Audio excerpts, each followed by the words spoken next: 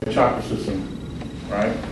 And the components that actually make up the chakra system, so that when we go into the symbolism, you can see the connection, okay? So the chakra system, and the write-up is just to, you can go home and read that, and you can maybe see what I'm talking about too. The number one thing about a chakra system that it is a vortex center of what? Anyone knows?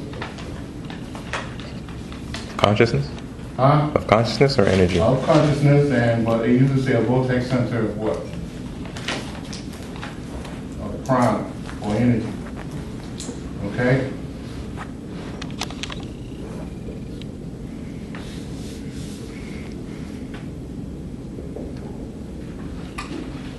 Number two, that vortex center makes up what we call what? Levels of what? Consciousness. Of consciousness. Right? Yeah. Everybody remember this? Now, number three, these levels of consciousness are considered realms of existence.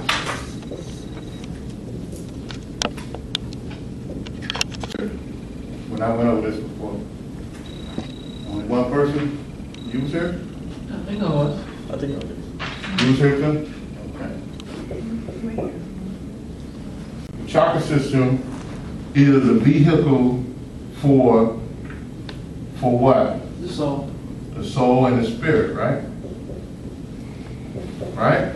Yes. Spirit slash soul. Because why? The soul does what with the chakra system? Anybody remember?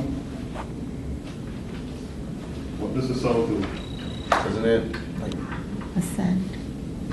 What? well, when the soul created the body, It builds the body through the yeah, chakra. it builds the body through that system. Through the system, through the chakra system, correct. Okay? So it's a vehicle. Now, the associated component inside the chakra system for this power of the spirit and soul is located where? In the Bindu? In the Bindu. Anybody remember what the Bindu is? The spiritual germ? The spiritual germ.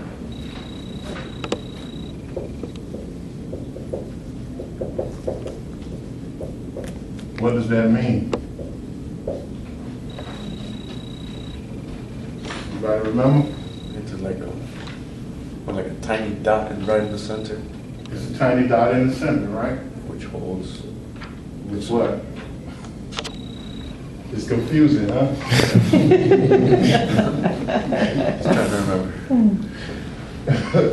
It's a tiny dot, which is what? It's a point.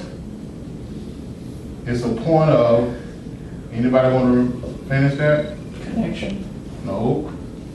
What consciousness? Of consciousness, That the spirit imparts as it.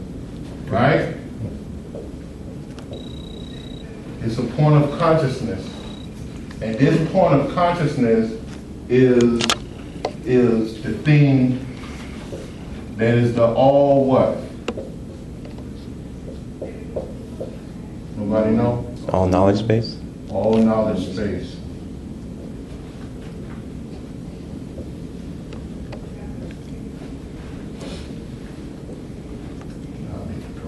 All knowledge space. What is that? All right.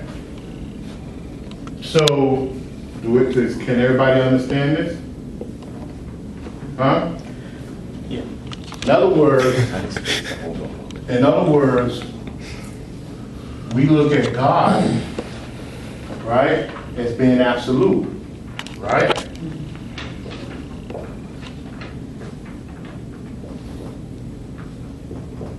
Absolute, God is absolute, and God is everything.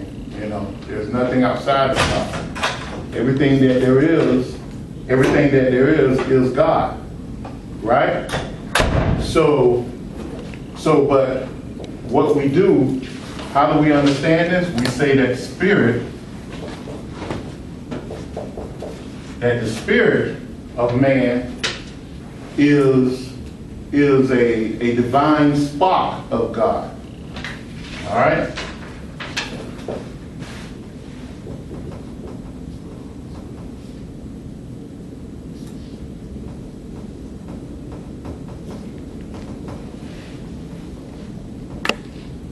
Okay? The spirit is a divine spark. Now this spirit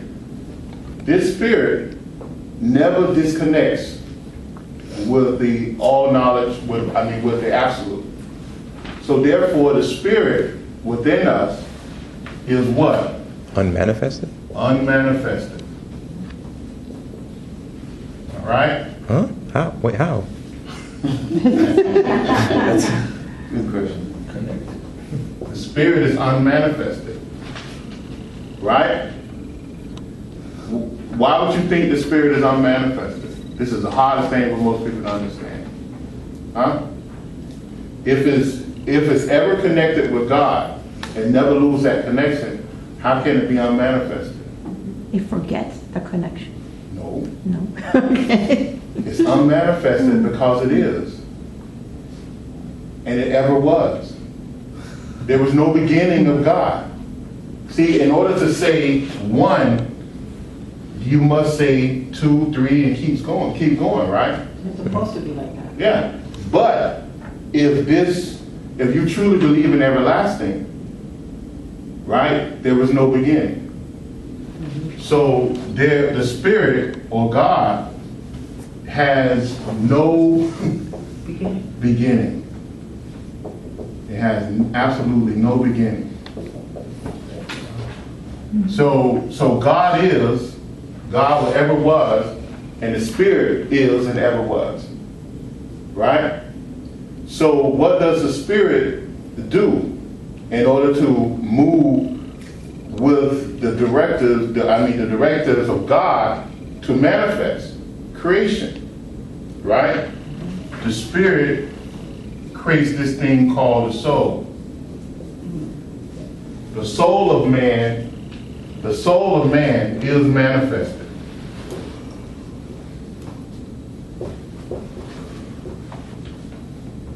This is the only manifested part of you.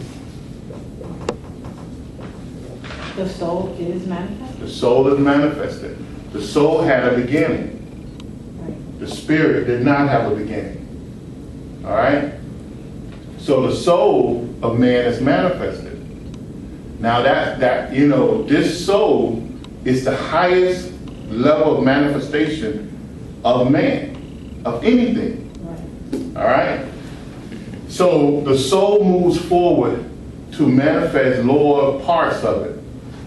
And the chakra system is the chakra system shows the pathway that the soul took in order to manifest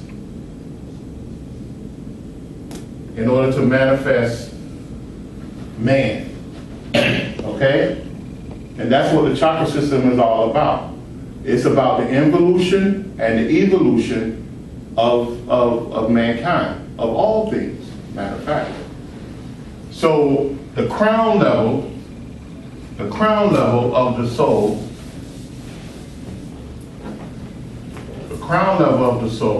you can call, I'm not going to use Sanskrit terminology, so that you can kind of understand, okay? I'm going to try not to use it. The crown level of the soul is here, what we, and on all the great masters, whether it was Jesus, Sri Krishna, Buddha, they always show this light above the head, right? That indicated the crown level of man, okay? And this level is considered in Sanskrit terminology as Shiva, which we know means God or spirit, okay? Which is the unmanifested which is the unmanifested portion of life, of man, you know, which is the place that holds the all-knowledge space, okay? So from there, when the Shiva, or God, or the Spirit, spoke the word, the soul manifested here, okay? This is where the soul manifested. And when the soul manifested there, it took the journey from here to the Christ, what we call the Christ in English. We call it the Christ chakra, which a lot of people call the third eye, all right? And down to the throat chakra, right?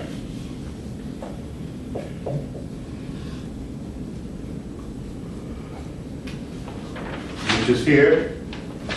And down to the heart chakra, right? And the solar plexus or the navel chakra, to the sex chakra, and to the base chakra. All right? Now when the soul, what the soul did, the soul took this energy that we constantly talk about, which is Shakti or Prana, right? And push this energy down through a little tiny opening called the Brahma Nadi. Okay? Which is part of Shushana. There's no other, I have to use it. Which is part of which is Sanskrit terminology for the spinal column. There's really no other way but to tell you the name, right? And this little tiny canal is where the pure power of Shakti, which holds the soul's level of consciousness, which is all awareness, which is this all knowledge space. That when the soul operates through that Sushana, it operates in total awareness, in a level of all knowledge space, right? It's the soul is like a god, like the spirit is, right? So when the soul pushes this energy down through the chakras, and remember, each one of these chakras are levels of consciousness, realms of existence, right? It pushes it all the way down to the base chakra. And there, by the pressures of karma, twist this Shakti power into what we call the 3.5 knot, right? Anybody remember this? Yeah. Okay, this 3.5 knot is Kundalini, which is what? The vehicle of consciousness. It's a vehicle of consciousness, right? For the soul. It's a basic vehicle of consciousness for the soul. What it does, the soul wraps up its consciousness, this all awareness level of consciousness, into a basic state of consciousness, right? Now, throughout the history, they call this the what? What type of power they call it? Serpent power. The serpent power, right? Right? Yes. Now we see this serpent power in all religions and all sciences everywhere, right? And we always, when Eve went to the tree of knowledge, right? What did the serpent do? Huh? It deceived Made them. them aware. Yeah, gave her an apple and told her to eat it, right? That was talking about the Kundalini. All right? The serpent was a kundalini. Why didn't they just say that? You know, so it's if you go back to the Bible and you look, it's always dealing with a serpent. When Moses took his staff and threw it down on the ground, Became a serpent. the serpent, right? So it's always talking about the serpent, and the serpent is the kundalini. All right. So when this was wrapped up, it brought about basic consciousness. Now our job, that was involution. Our job is to bring about evolution. So we have to untangle this 3.5 knot and raise this serpent power back up to the crown level. And when we do that, then we experience higher states of consciousness. Okay? So this is basic consciousness. The base chakra and the sex chakra.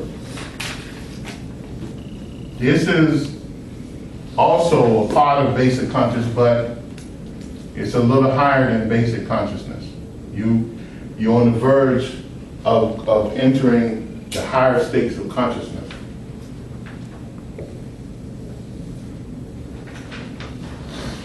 The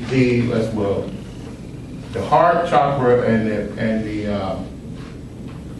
the heart chakra and the solar plexus chakra is the beginning stage of higher consciousness.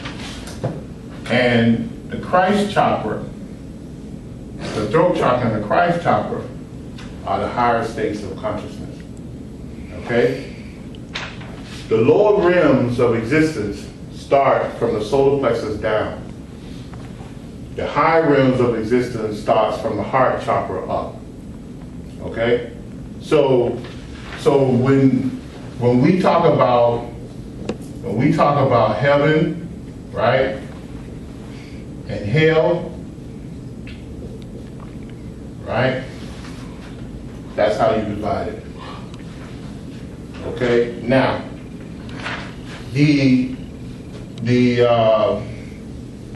there's a middle point, which most of us exist on, which is the solar plexus down to the base, and below the base is hell, right? And that's how they describe it.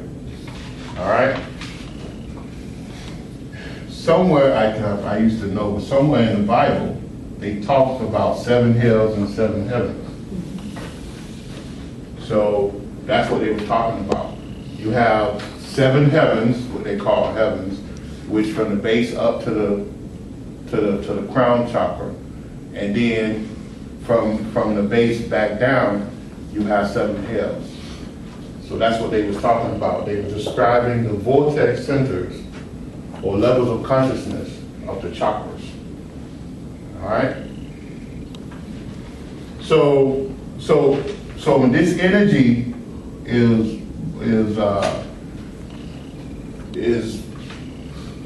goes into this 3.5 knot, it brings about several things. It brings about a split of consciousness, right? And it brings about the existence of time. Because in this state of all awareness, time doesn't exist. Men have no concept of time, right? Or the soul, because the soul lives outside of time. Because why? Because it's aware of spirit. And the spirit is what? Huh? Unmanifested. Unmanifested and eternal. So there's no reference of time there, because the spirit was never created. It was always there. So the soul is aware of that, and the soul is aware that it is an aspect of spirit. So therefore it sees itself as soul, but it also sees itself as spirit, right?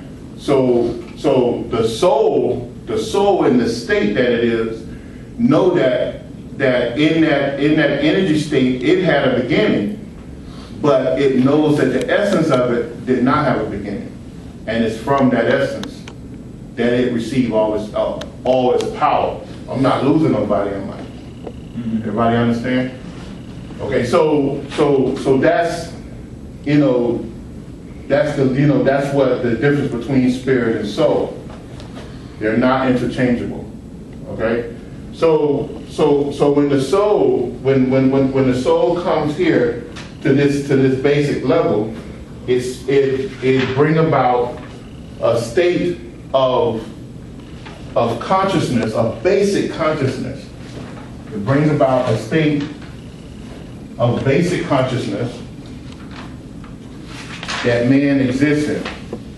Now, even though, if the basic consciousness begins at the base of the spine, but the first stage of consciousness actually begins with the first movement and the first sound, is that correct? The first what, man, you said? Like in the evolution of the Tattvas, it says that consciousness begins really and truly with the first movement. And the first movement is when the first sound is issued, where you have the so-called split between Shiva and Shakti. Yeah, but it's not really the first movement. That's not the first movement? No, well, it's not. That's not the first manifestation of consciousness. Oh shoot, this is brand new. You have I don't want to get into what you call it. All of these are like this. Yeah, all of them like that. Shaking a little bit. They don't make them like they used to. No. You have Made in China? you have the 4 states of sound. And sound is what? Sound is consciousness, right? Like we said a couple weeks ago, right? So, sound is what? Consciousness, right?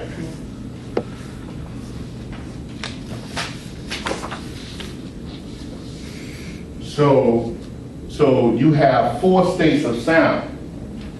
And those 4 states of sound is consciousness. Now, when the first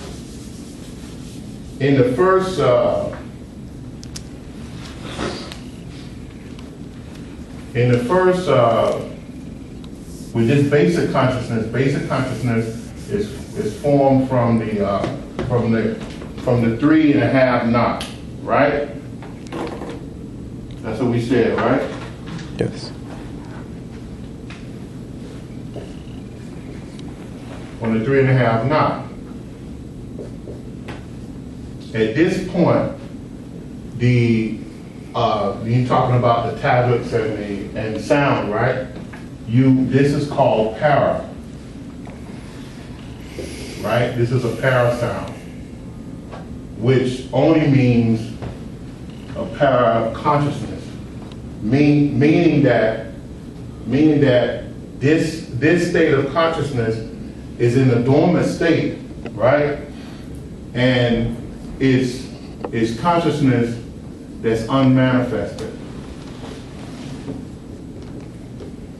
Kundalini represents unmanifested consciousness? Yeah. All right? Because the power of Kundalini is twofold. All right? Everybody know that, right? No, I'm gonna explain it. Okay, the power of Kundalini is twofold. You have the power of Kundalini that's asleep, right? And then you have the power of Kundalini that's what? Awake. Active. That's awake.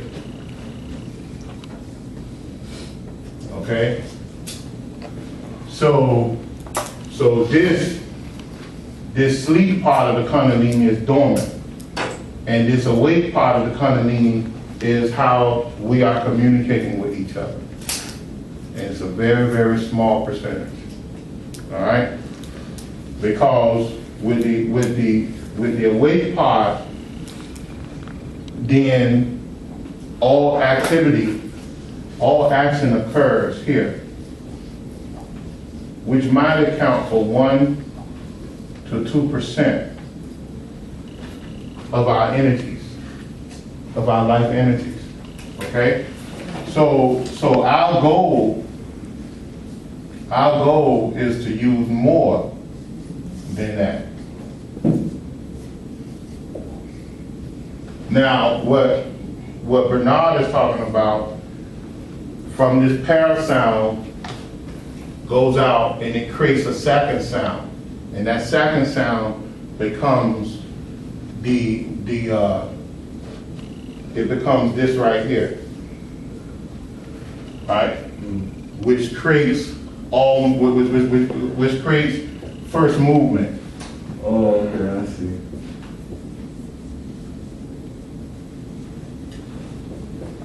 Okay, Power sound is the highest sound, right? Supreme sound. it's the highest sound. So why doesn't that occur at the crown before? Why doesn't that occur at the crown before the whole evolution? It does, but it occurs on a whole different level.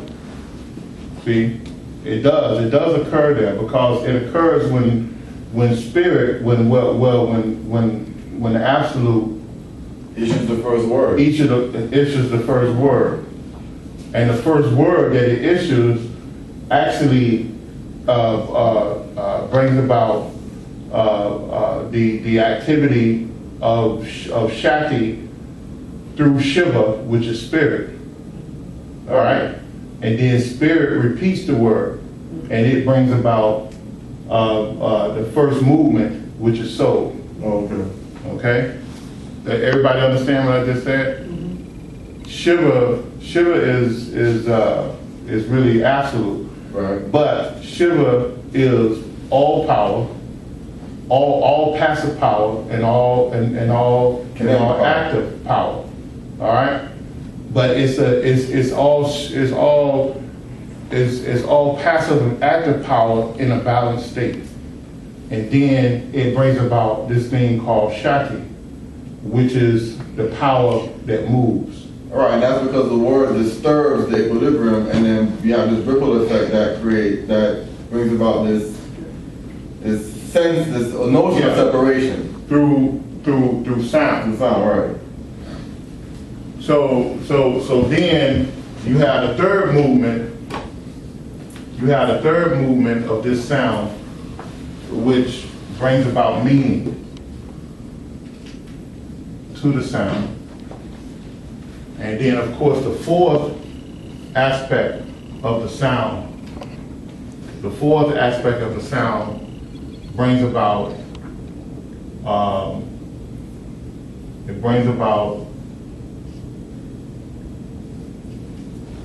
consciousness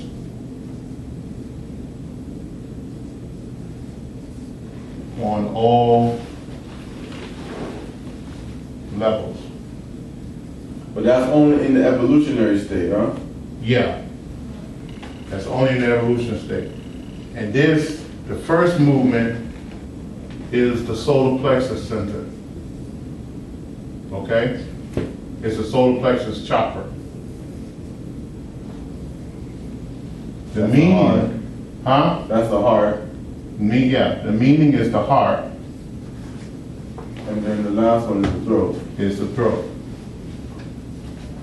So And this is how, and this is how the consciousness is expressed on the physical plane. How is consciousness expressed on the physical plane? through language. Through language, right?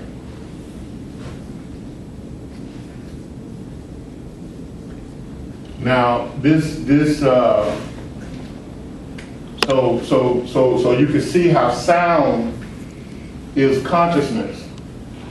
Letter sound is the projection of mental consciousness. Lettered sound. Letter sound, right? Letter sound is the expression of mental consciousness. That's why when we go to study the chakra system, we're going to see the bindu, right? And what is the bindu again? Spiritual journey, or the point of consciousness. The point of consciousness in each chakra.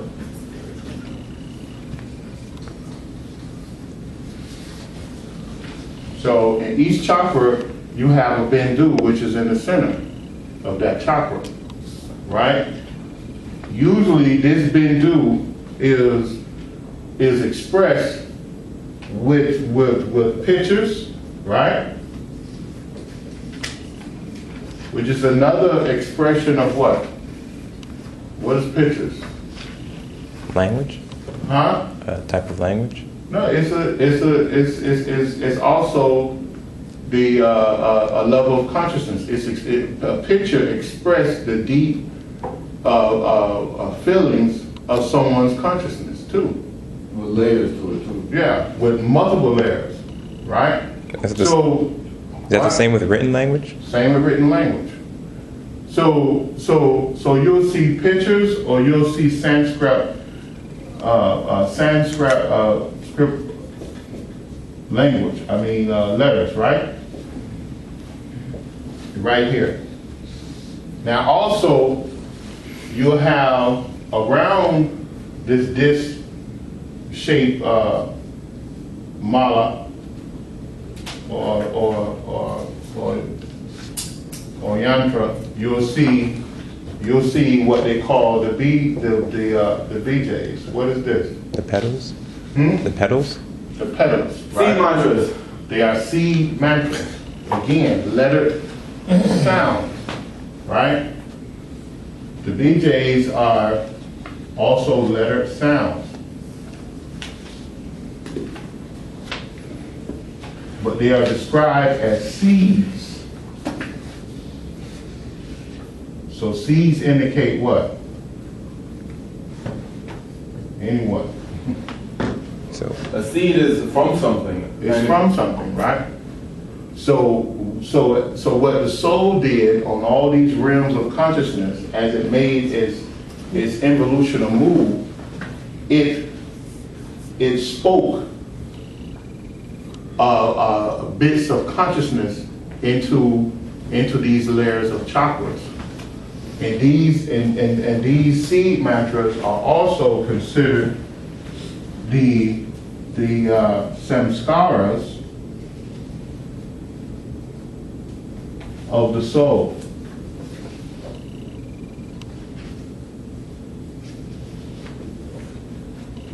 So, okay, say that again now? I say these seed mantras are also, Before that. as the soul made its evolutional movement down the Brahmanati, right? It spoke these lettered sounds into the layers of the chakras, right? Creating the samskaras of the soul. But why this So soul? there are bits of consciousness, there are bits of consciousness that gives off, there are bits of consciousness of the soul to lead man back to the Godhead. So the soul is essentially, as the soul is singing in its descent, right? It's depositing parts of itself. Itself inside the chakras. Now in order for the bindu to manifest its presence, the bindu also uses this thing called nata, right? But the bindu can only deliver this nata through soul. Okay? And this nata is also what? What is nata? Nadi, sound. It's sound. It's consciousness. all right? And it's the spirit delivering sound through the soul, okay? Yeah. So the manifestation is or could you say that manifestation is a self-imposed disturbance on the absolute? Limitation. Self-imposed limitation? Yeah, it's a limitation.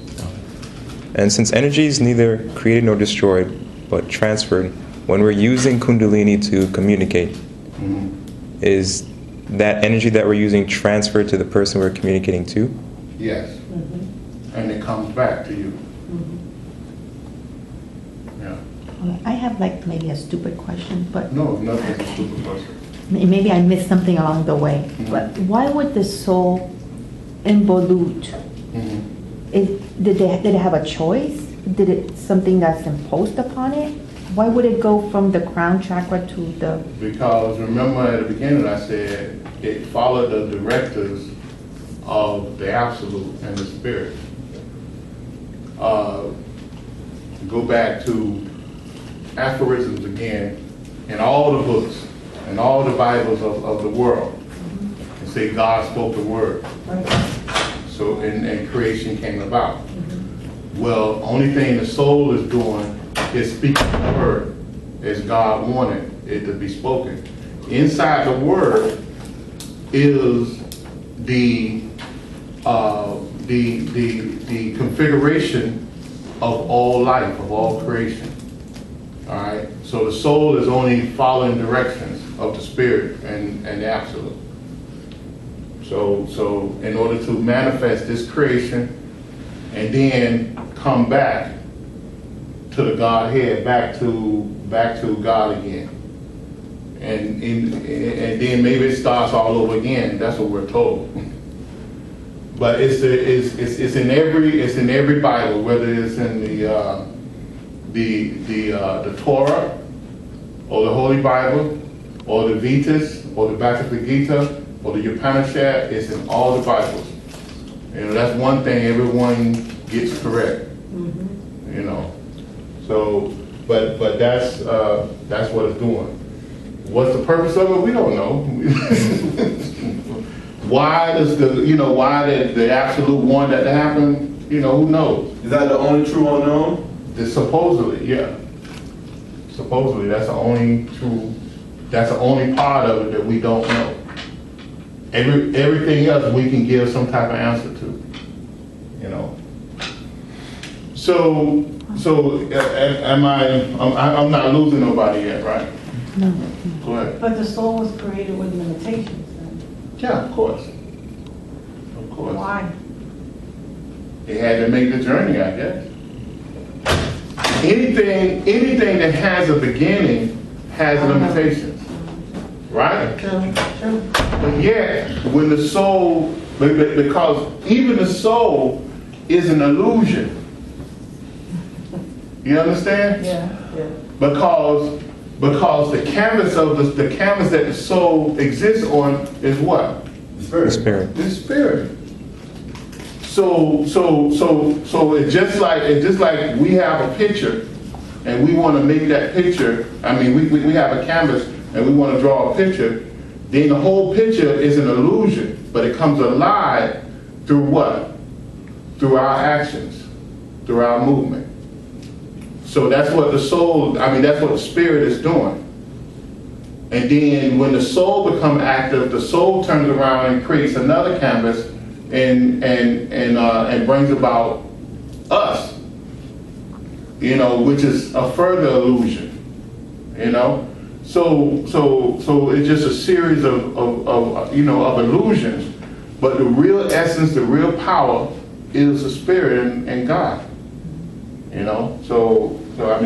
but the soul, of course the soul has limitations. The same processes follow with everything from like a galaxy all the way down to a single-celled organism. Right. But the soul knows what creature or form it's taking in order to evolve further. Because there's a part of the soul that never disconnects from the spirit. And consequently, that part of the soul knows everything. Yes. Knows everything that it needs to know. You had a question? Yes. Yeah, I was gonna say, like, if it involutes from the crown, so as it's going down, I mean, it starts at our crown, and then once it passes our root, it becomes an animal, and then once it passes the animal's root, it becomes a single cell. So I was gonna ask, you know, Mhm. and it involutes all the way to the Yes, minerals yes, yes. But we only dealing with, with ours. well, you know, where we at right now. Yeah. The other gets too complicated. All right. So we have so inside the chakra we have the Bindu, we have the BJs, and inside, and then through the seed mantras are the nadis. Did I talk about nadis yet? Huh?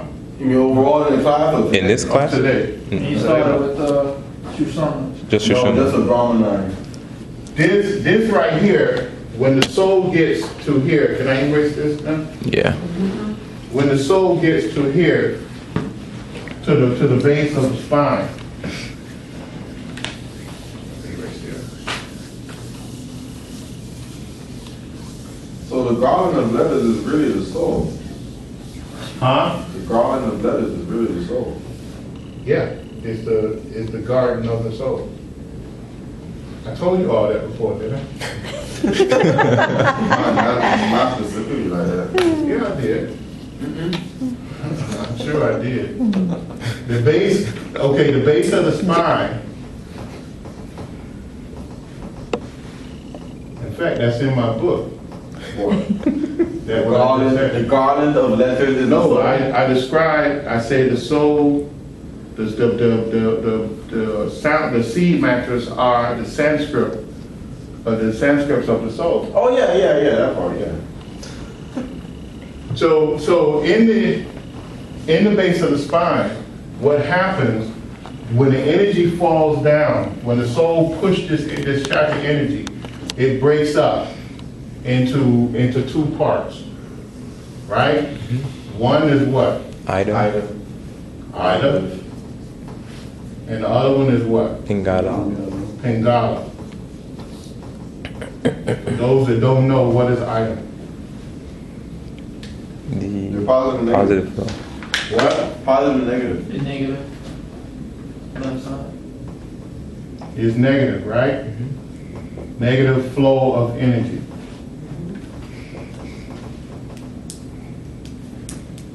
What's another name for it? It's feminine. Yeah, but what else? It's a feminine energy, but it's a mental, right? Oh, Yeah. So that everyone can kind of understand. It's a mental flow of energy, all right? And Pingala is what? The positive. It's a positive, positive. it's prana, it's physical. It's a positive, right?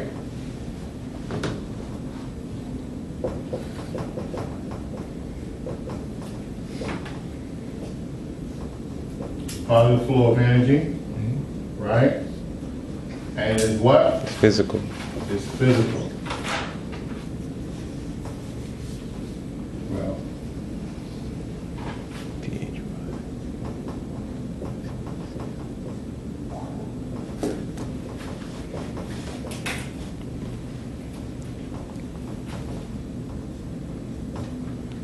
all right. So, and then this, the 3.5 knot, when the energy goes into this 3.5 knot, it splits the energy into two parts, right? And this is what happens. At the same time, it does what?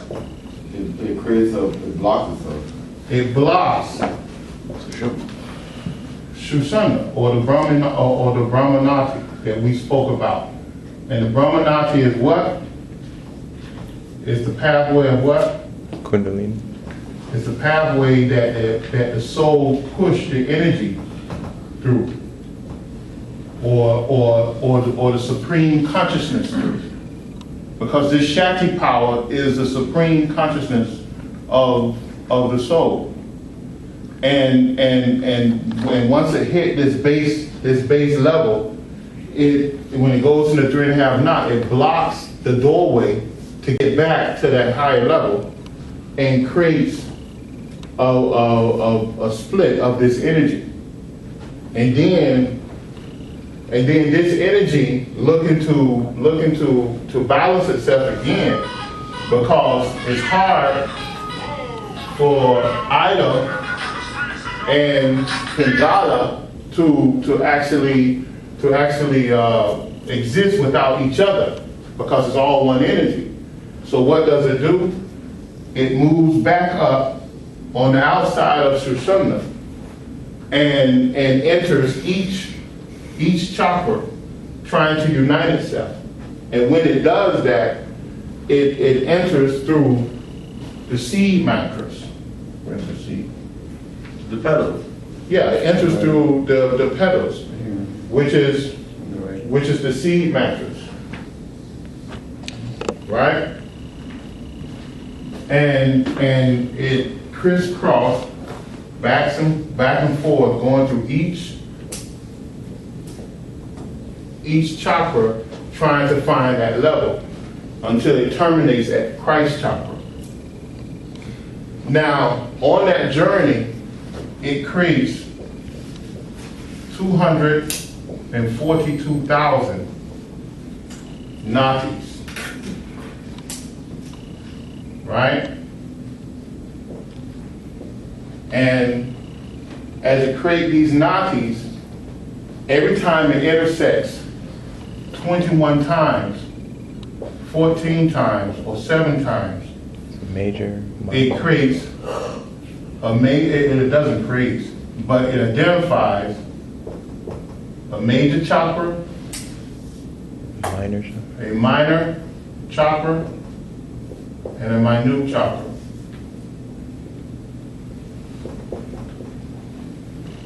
Okay?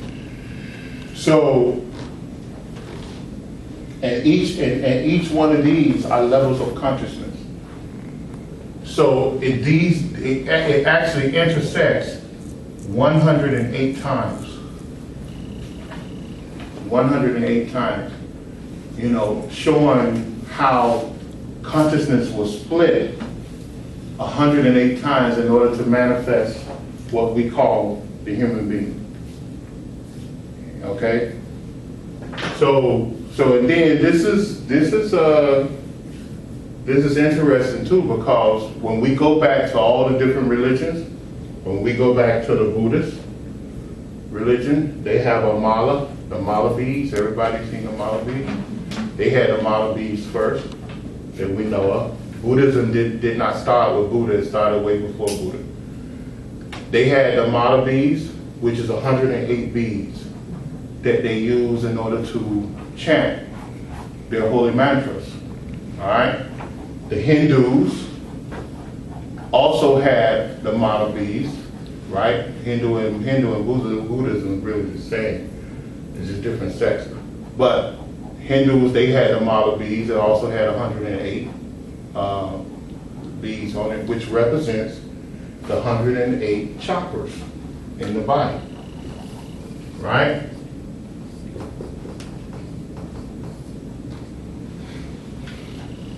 The Catholic Church, they have a rosary, right? The rosary has 108 beads. It also represents the chakras. They're not going to tell you that, but it also represents the chakras. You know, so it's interesting that although these different religions use the same amount of beads, because why? It's an ancient thing. That's how they actually, when they chant the mantra, or some people call it affirmations, or whatever they want to call it, to chant it 108 times, you place that mantra on all levels of consciousness, on all the chakras, right? And it brings about a balance within you, and it helps to resonate that energy and wake those chakras up. And that's why you do it with the Malavis. Yeah. Is the 108 like divisions of consciousness to create mankind, is that by design or by consequence? I'm sure it's by design. Like I ask because as humanity continued to fall and our base of our consciousness was lowered and lowered, were there, like say, Adamic man, were there less divisions of consciousness than as he fell further? Even if it was less, because all the 108, 100, who knows numerology in here? You know numerology.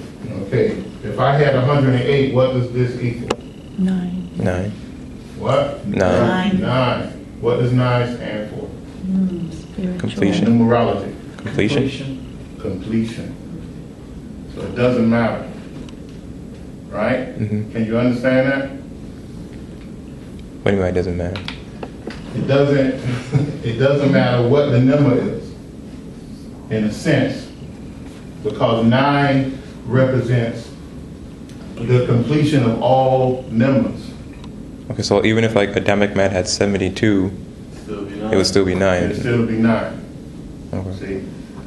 And then if you take the number 9 and multiply it by anything else, you have what? Same number. You have the same number, right? Everybody know that, right? We learned that in the 3rd grade, right? So 9 is a number of completion. So that's, I guess that's one of the it's a mystic thing. Our number system came from this type of metaphysical science. Pythagoras and everybody that came up with any type of number system, they were mystics. Because they studied nature, and that's how they came. The mathematics is an aspect of mysticism. It is the law of karma. If you are a mathematician, you are a karma yogi. That's what it is. Okay? So when you study the principles of math, then you begin to understand the law of karma and how things work. All right? So that's how you manifest. In fact, there's no yoga on earth without karma yoga. You cannot master any yoga without mastering karma yoga, because you have to master karma yoga first. So it's best to understand math. It's always best to understand math. Did everybody get that? Huh? Yes. Okay. So because math unlocks the secrets to life to us. Psych. All right. So as it moves forward and identify all the conscious levels, right? It terminates at the Christ chakra, giving it the 2nd equilibrium point. What's the first equilibrium point? The base of the spine. The base of the spine. The 2nd equilibrium point is the Christ chakra. And then there, all the energies, it's like it calms down, right? And then we manifest ourselves on all the planes of existence, in the sense that we have vision, we can decode light, we can decode sound, and we can express speech, we can decode feelings, right? And we can decode taste through the head centers, which is through the throat and the Christ center, right? And all the organs built around that is those type of sensory perception organs, right? That translate and decode these energies. All right, so that's that's a basic understanding of the chakra system. This is we have of course the nadis is a flow of what? Prana. Okay?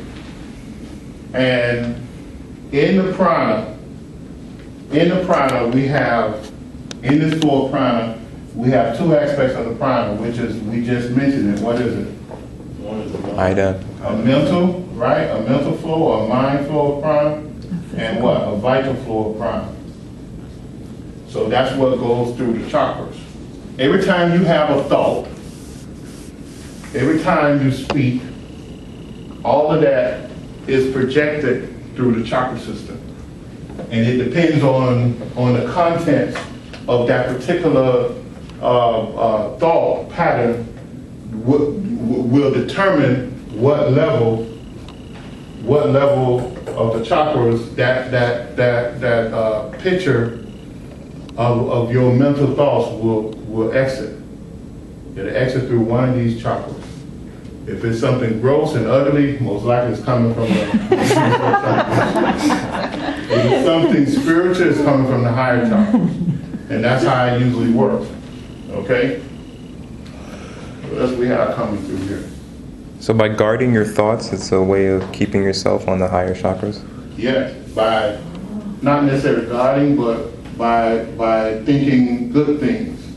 And then those bad things that you think about, get rid of them. You transmute them. Yeah, if you have a bad thought that comes, then you use some type of visualization or mudra or whatever to actually burn that thought up. You don't want that thought to be projected from your aura. You want to pull that thought back into you and bring, imagine that these imaginary hands are coming out of your solar plexus center, bring it back in, bring a white or violet light down through the top of your head, and imagine that thought is being disintegrated and the energy is being used for something else. Don't allow that thought to go out, because what that thought will do, it'll circle the aura into a negative energy in the atmosphere, and that's not something you want. All right? So, what else we have here? Anything else I'm missing? The older students should know. I'm not that old. Did we talk about everything? The animals in the center. What? Those are the pictures. Now each chakra also represents a particular element. I guess we'll get into this next week. I went over this with you all before, right? Yeah, the different elements to nature. It represents an element. It represents a quality of energy. It represents different layers of prana.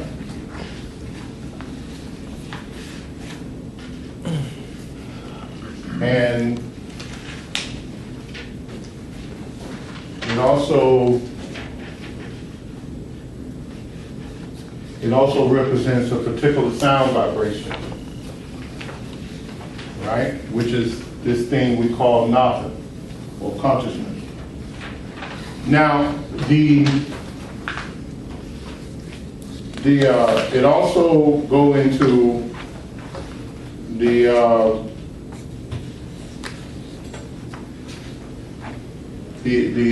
it also go into this thing called is that off now? It's off? No, it's on. Okay. It also goes into the different deities. I'm sure everybody, if they heard of Hinduism, they hear about the different deities, right? The different deities is not gods that the Hindu worship. Okay. Of course, in every religion, you have the extreme Orthodox people, and then you have the unorthodox, right? The extreme Orthodox people, like in the Christian church, is it's the people that the fire and brimstone and all this other stuff, right? And then the Christians that are a little unorthodox, they accept everyone, and they live by the principle of love that Jesus taught, all right? and they look down on no one, right? Well, in Hinduism and Buddhism is the same way. You have the extreme people, you know, which is the Orthodox who believe in multiple gods, right? Which, you know, is out of ignorance that they do that, you know. And then you have the unorthodox Hindus who speak about one God and speak about the layers of God, like I just told you. Okay, so I mean, you have that. So the deities that they speak about is only talking about the energy formation of those energies. All right, that's all. That's the only thing it's doing, and it express it through pictures and images in order to make it endless, so that it stays inside the history, and it lasted for, because in fact when you talk to the Hindu teachers, they say, oh, the Vedas was written 90,000 years ago. So all those pictorial pictures was around for 90,000 years that they know of. So that's the difference, and that's why they do it. They drew the pictures based on their culture, based on their belief systems and whatever.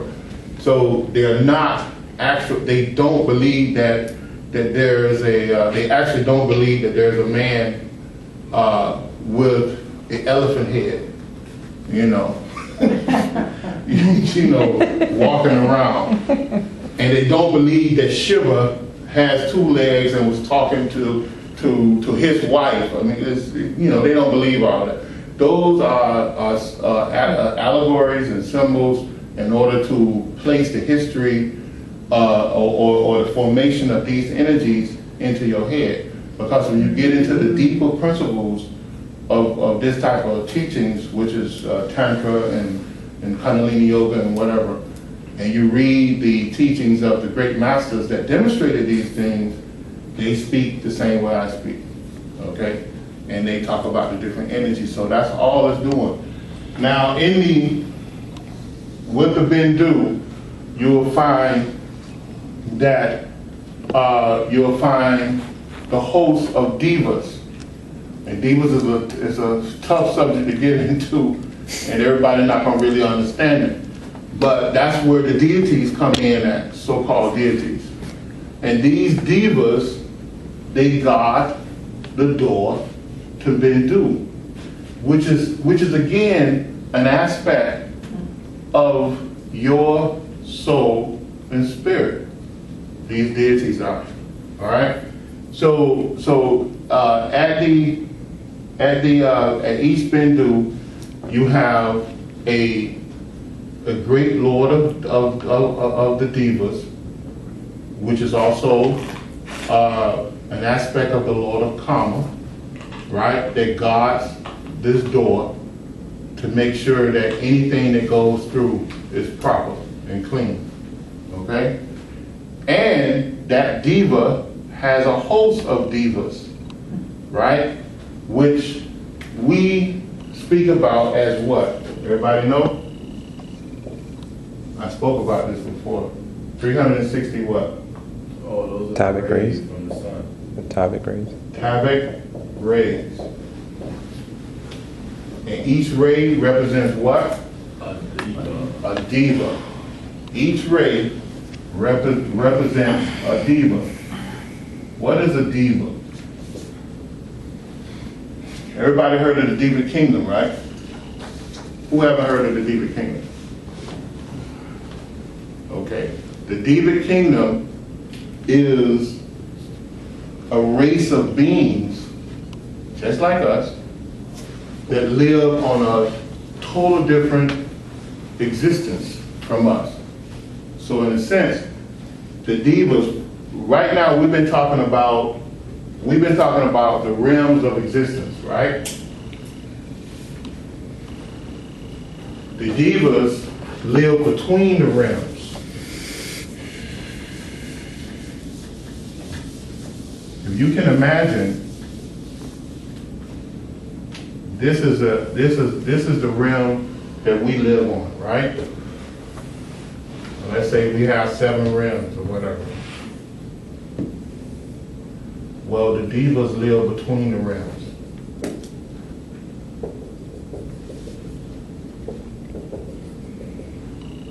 Why?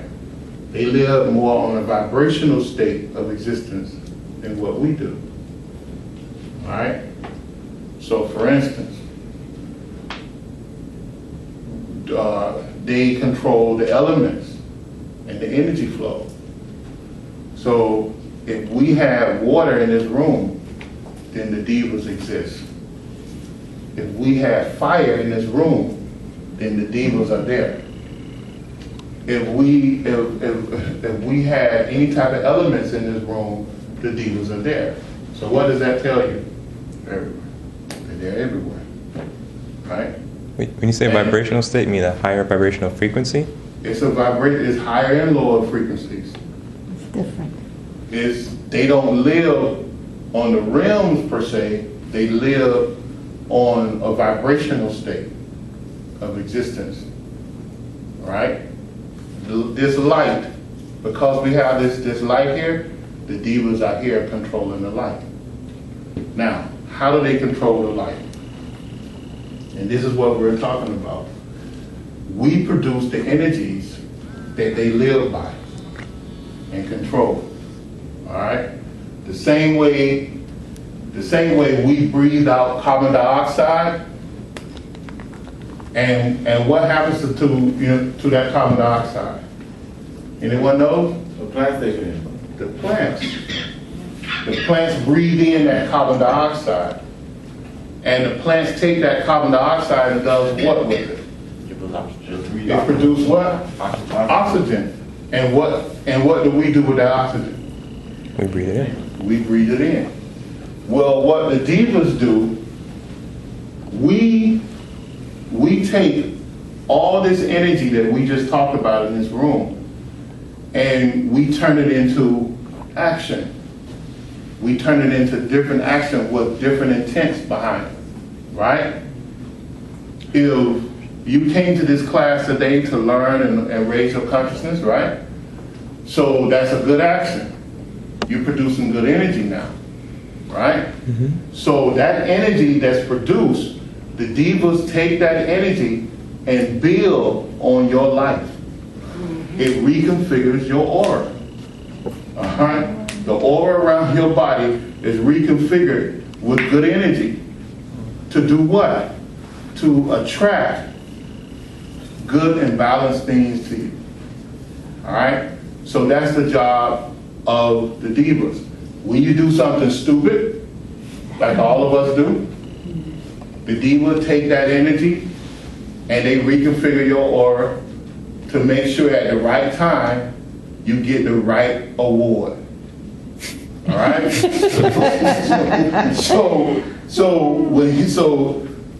And come back to mathematics, it all makes sense, right? 4, a -4 times a -4 produce what? Positive. A positive what? 16. 16, right? So if you keep doing negative things, 4 times, it multiplies by 4 times negatives, you get a positive. And the positive thing that you learn your lesson. You learn your lesson. When you have someone keep breaking into the same neighborhood from one house to the next, right? What happens to them? Get caught. The cops see the trail. They do like a criminal audit trail, right? They audit that person's steps. They pick up all the information against them. And they do what? They bring them in eventually. They identify them, they bring them in, right? They go before the judge, they get 10, 20 years. That's the positive aspect of that outcome. Because why? They did that to themselves. So it's the same thing in everything we do. The divas is that race of beings that work on this vibrational energy level that makes sure that the flows of energy flow in the right way, and they strictly adhere to the law of karma. There's a deviant part of you that you're not even aware of, and that is what? What's the deviant part of your mind? I told you all that. The higher consciousness or the higher self? No. What's the deviant part of your mind? Your morality? You know, right?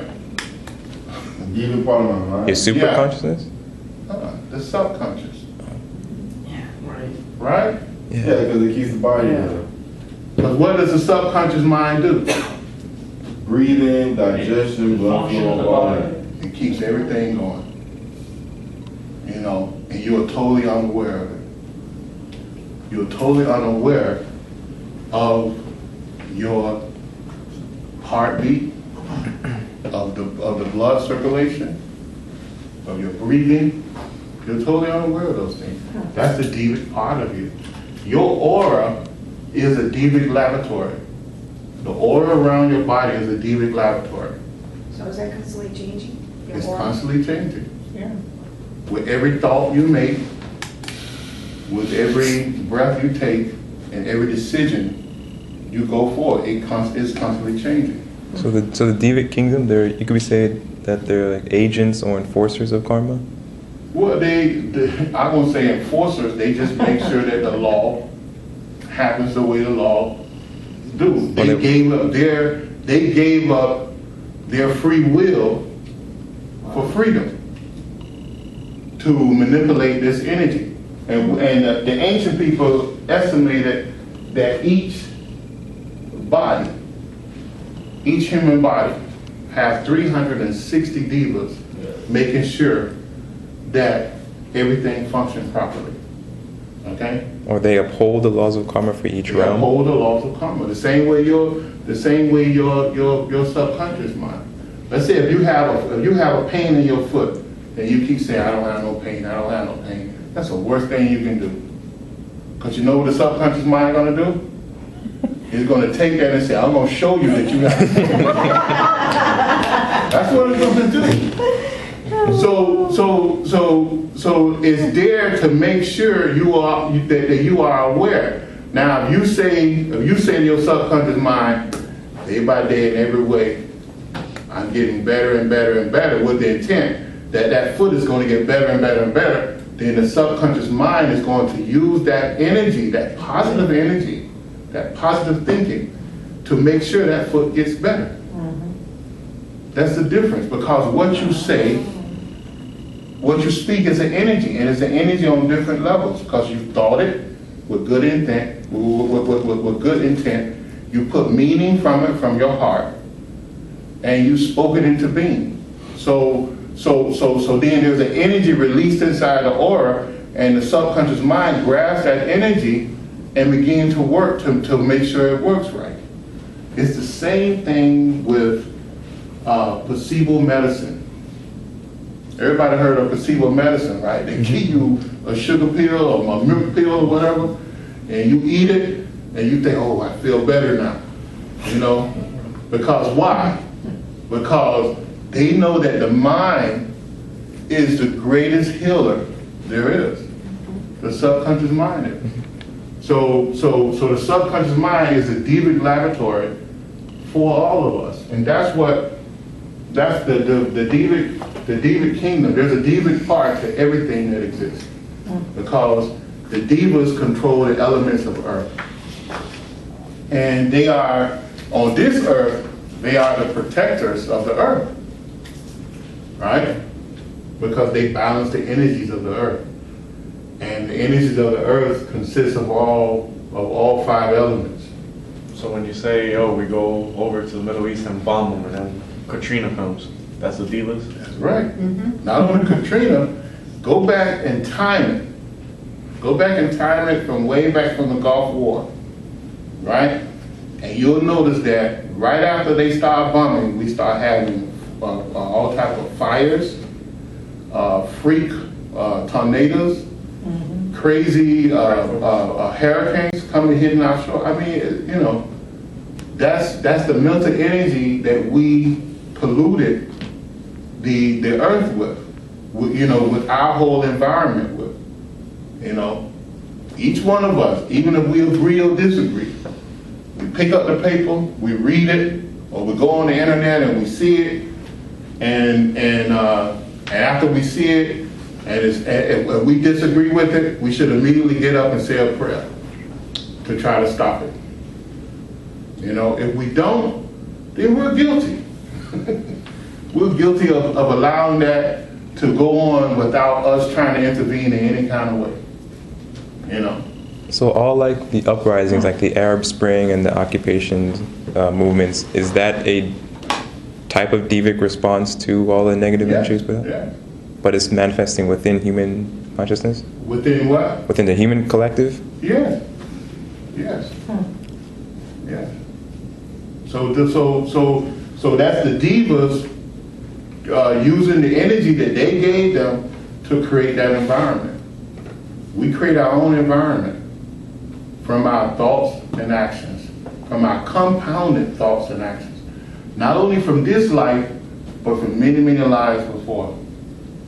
You know, because the sum total of what's going on now in this life is from all our other lives. Exactly. And that's what gives each one of us a unique auric signature. Each one of us have a unique auric signature, you know, that say that you are you. You know, from all the thoughts and actions that you did over the many years. So say those protests weren't happening, would the balancing by the Devic Kingdom come about in a different way? So like Come out in a different way. like another hurricane or another... It have to. Something will have to happen. Something gotta give. Yeah. It's the pressures of karma. You know, that's why Gaddafi is hiding now. It's the pressures of karma.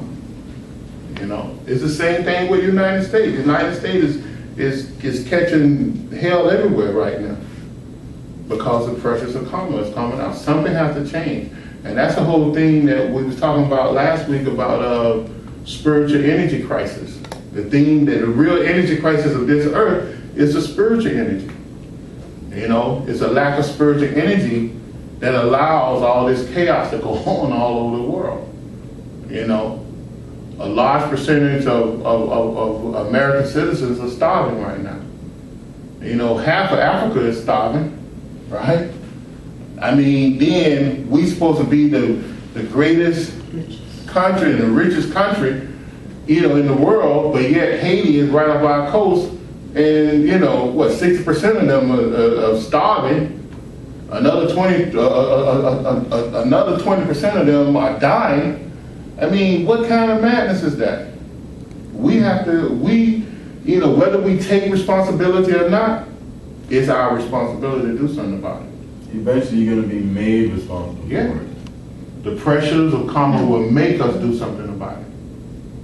You know, so those are, you know, that's karma, that's the Diva kingdom that controls this pressure.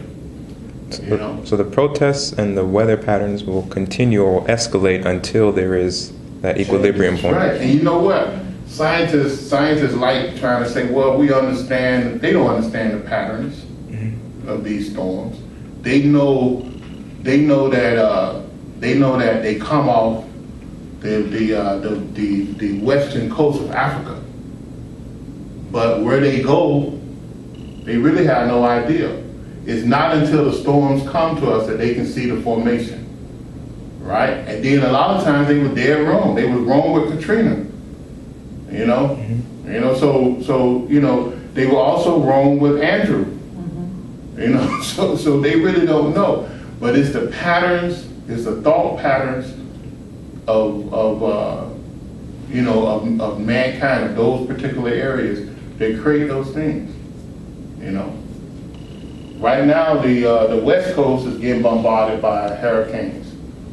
You know, the southern West Coast. of South America and I think it was California, right? California, Yeah. Mexico. So, and that's unusual this time of the year. You know, so but if you look at it, you'll see different patterns of things that the whole country allowed to happen that creates, you know, the impact. You know, I mean, when you look at Katrina, it impacted the oil industry, right? And the storm that came after that impacted the Air Force base, right? That was over there on the Panhandle. Why is that? So that's what the Diva Kingdom does. Yeah. What about at a personal level, someone's life, Mm-hmm. you know, where you've known you've done things wrong, you know, but you're saying karma's gonna catch up with you, Yeah. unless we start changing our thoughts. Unless you change your thoughts And action. and action. See, that's why the Hindus, the Buddhists, even some of the nuns and even the priests, the rabbis, you have these mystic sects where when they say they're holding the light, you know, for their race or whatever, right? They would dedicate their life to praying 10 hours a day, right? And they pray for the salvation of everyone that's connected to them, you know, and they pray for the salvation of the world. And you have these, you have some of these nuns that they dedicate their whole life. They build a building, a little tiny building, and they spend their whole life there. They don't come outside except for that property. Yeah, we have Right. some, you know. So they dedicate their whole life to praying and praying and praying and praying, and, you know, and I'm sure that has helped the Catholic Church. You know, I'm sure. Because when you look at all the stuff the Catholic Church done went through and all the evil that they done did, you know, they're not the only ones, but, you know, I'm sure it helps them. And you have the same thing in the Hindu religion. You have these monks that dedicate their whole life to prayer and to send this energy out to help the world and to help everyone that's connected to them. I'm sure that helped them as well. You know, and the Buddhists have the same thing. Now what it does is, let's say mantra, as we talked about, is actually holy sound vibrations from God.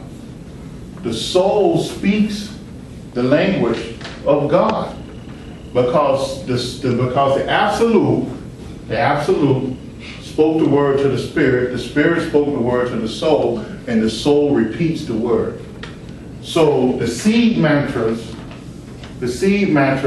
are actually holy sound vibrations of God.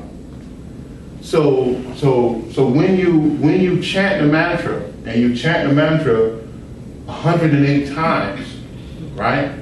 And one of the reasons why you do that is to place it on each one of the chakras in order to rewrite the auric field of your body. And you create good samskaras. Samskaras are mental scars of the aura. And so that's one way to remember it. It's mental scars of the aura. So you rewrite the aura by doing that. So when you pray, when you chant mantra, you burn up the negative karma and you replace it with good, positive karma to have positive outcomes in your life. Also, by acts of kindness, words of comfort, just being nice to people with a sincere. Don't do it because you think you're just going to rewrite your, or because no. The intent has to be there. The intent, the feeling has to be there. You know, the feeling has to be there. Don't, you know, it's just like, and it's all the energy. You know, The other day I was telling you all about if you have a headache, take take the energy of that headache and bring it to the heart chakra and bring it to your hands and then dust it off and transmute it. How many people use that? Never had that again. You haven't had a headache? A couple people came back and told me that they used it and it worked. At least you. Right? So look, the thing is that the heart chakra, I erase the thing. The heart chakra is the meaning, right? It gives meaning. When you trying to manifest anything, go through the heart chakra, all right? Because it has meaning. Have it pass through the heart chakra, and that's what everything that you try to manifest. Bring it from the heart. I noticed though with that healing technique, you went from a higher center to a lower center out to the palm, which is even lower than the heart, right? Mm-hmm. Are you allowed to bring an ailment from a lower center up to a higher center? Well, what I was doing, I was moving the energy that created that. But are you allowed to move the energy that's in a lower center that creates the ailment? Sometimes you can. Sometimes you can't. Sometimes you can. Like under the right technique. Like a stomach ache. But it's safer to use that headache to the heart technique to the hand than say if you had, a bum hip or something and you're trying to move it up. Yeah, but as long as you go through the heart and then move it up, you're all right with the right intent. See, it's just like when you're doing the violet flame. You bring the violet flame from where? From the earth. From the earth. And you come up through all the lower centers, right? And you bring it to the heart. And you allow everything to go into the heart.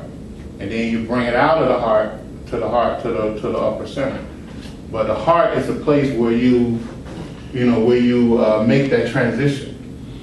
All right, because it's that conjunction point. What'd you say?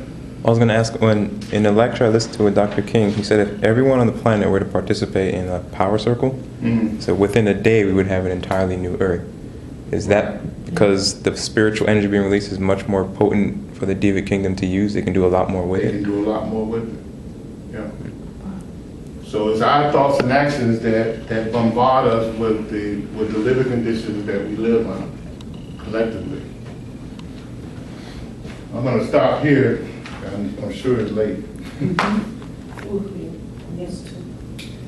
Yeah. So, any other questions? The ancient language of the soul.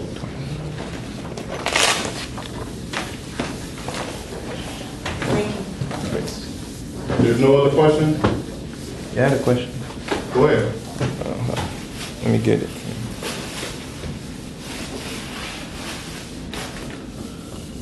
In Autobiography of a Yogi, there's a passage.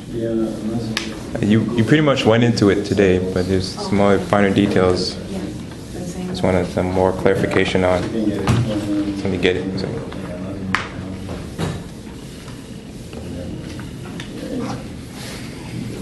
want to turn this thing off. What is it about? The Father, the Son, and the Holy Spirit. He relates. Trinity? Yeah, the Trinity. Uh-huh. I have to wait till my Nook starts up so I can get the passage. So what do you want to know about? He corresponds them to, not Atman, but I'll say. Give me a second. I'll come right now. What? I'll tell you right now. He quotes some Bible passages.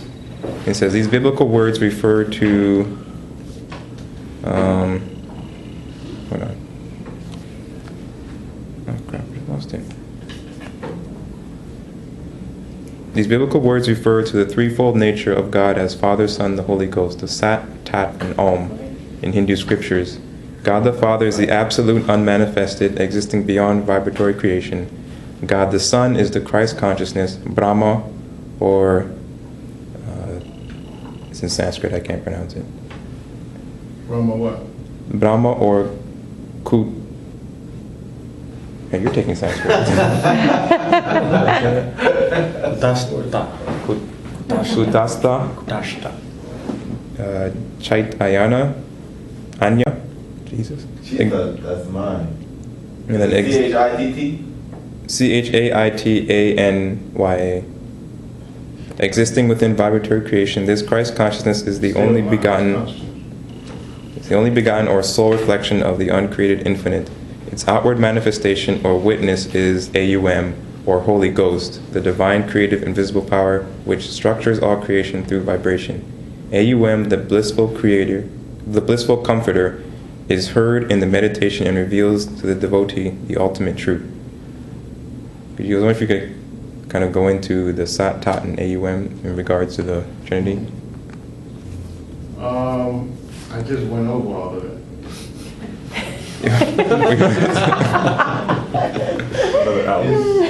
It's I am. That's a mantra. That is a mantra. That's all it's saying is I am. All right? That's all it's actually saying. So, and the AUM, But the AUM corresponds to the Holy Ghost or the Spirit. AUM, the sun speaks to AUM. It manifests as 360 avid rays. Right? Mm-hmm.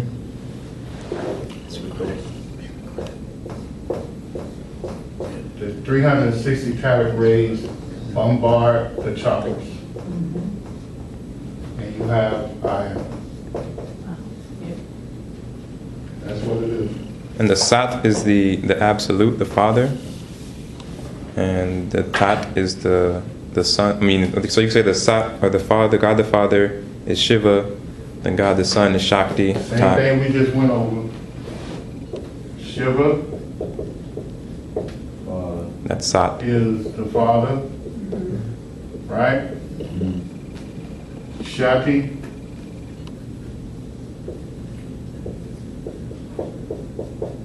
is what? The Son. Hmm? The Son. Is you can say it's the Son. But it's not the Son. And what else it was? And the Holy Ghost. The Holy The Ghost. Holy Ghost, which is really crazy. But that's the allegory that Jesus is referring to. I know, he's trying to appeal to the Western world. The Holy Ghost is the Nata. That's the animating spirit. That's the emotion. Right? Now,